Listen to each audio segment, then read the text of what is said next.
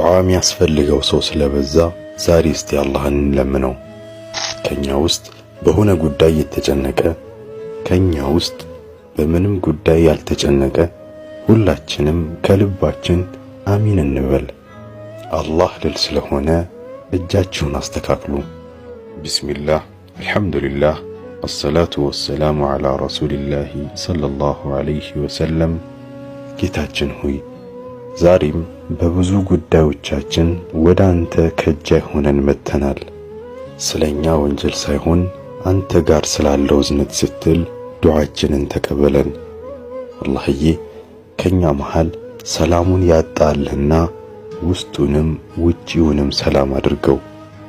ከኛ መሃል ጉዳዩን አንተ እንጂ ማንም የማያውቀው ባሪያህ አለና ጉዳዩን በመልካም አሳካለት።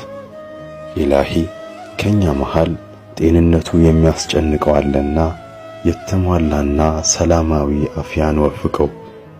ከኛ መሃል ትምህርቱ ያስጨነቀው አለና በእዝነትህ ስኬታማ አድርገው። በንግዱ የተቸገረ አለና ከሚፈራው ነገር ጠብቀው።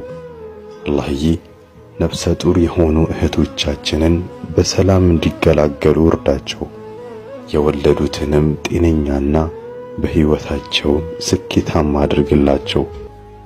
ሥራ አጥተው በጭንቀትና በመንከራተት ላይ ላሉትም ሁሉ በሰፊው ርዝቅ ረዝቃቸው። አላህዬ ሁላችንንም ውደደን። አሚን ያ አላህ።